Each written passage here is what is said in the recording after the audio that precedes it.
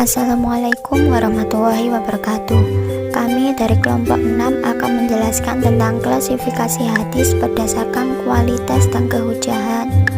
Anggota kami An-Nisa Rizkika Arifa absen 8, Devi Susanti absen 11, Dina Ahyatim absen 13. 1.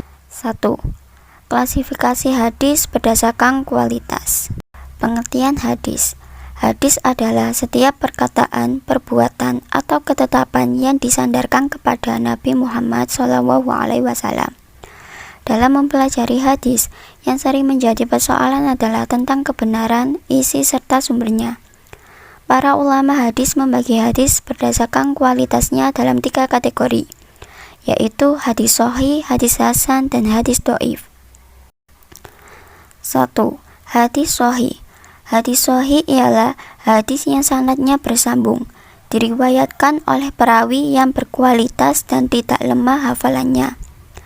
Di dalam sanad dan matanya tidak ada syadz dan ilat. Mahmud Tahan dan Taisir Mustalahil Hadis menjelaskan, hadis sahih adalah setiap hadis yang rangkaian sanadnya bersambung, diriwayatkan oleh perawi yang adil dan dhabit dari awal sampai akhir sanad, tidak terdapat di dalamnya syadz dan illah. 2. Hadis hasan.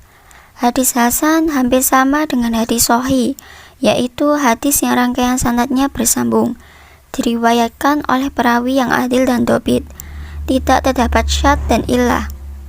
Perbedaan dari kedua jenis hadis ini adalah kualitas hafalan perawi hadis hasan tidak sekuat hadis sahih.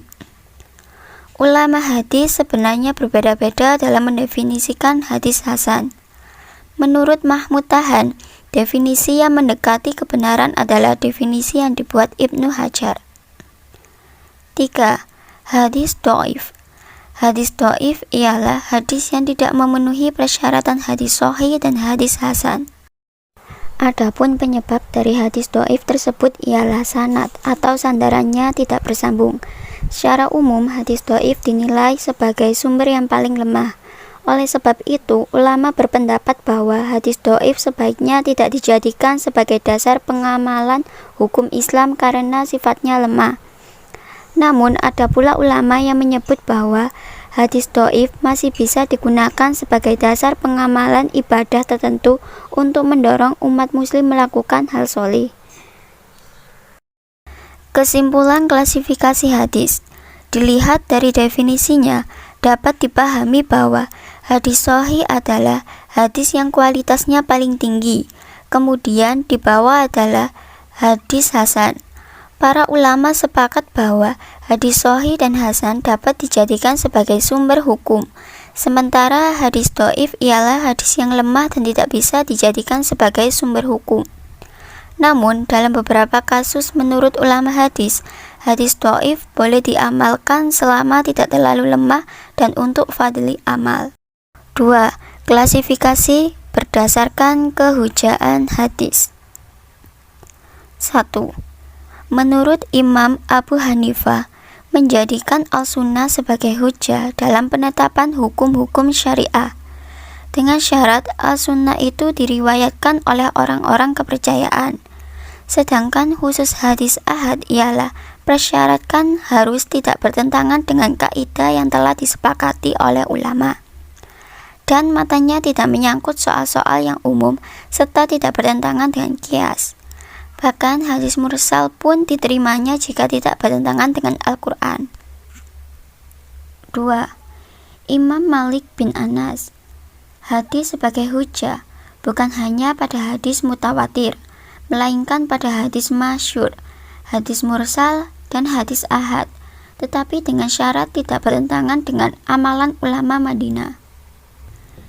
3. Imam Idris al-Syafi'i mendudukan hadis ahad sebagai hujjah jika hadis ahad itu diriwayatkan oleh periwayat yang memenuhi kriteria dhabit.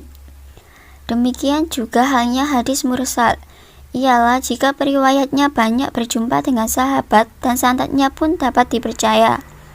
Menurut Imam Syafi'i, posisi hadis mutawatir lebih tinggi daripada hadis ahad dan hadis mursal. Menurut Imam Ahmad bin Hambal, Berhujjah dengan umumnya hadis, baik hadis mutawatir, hadis ahad, hadis mursal maupun hadis dhaif. Ia pun mendahulukan hadis dhaif daripada qiyas. Untuk itu, sekian dari penjelasan kami. Terima kasih, semoga bermanfaat. Bila ada kata yang salah, mohon maaf. Wassalamualaikum warahmatullahi wabarakatuh.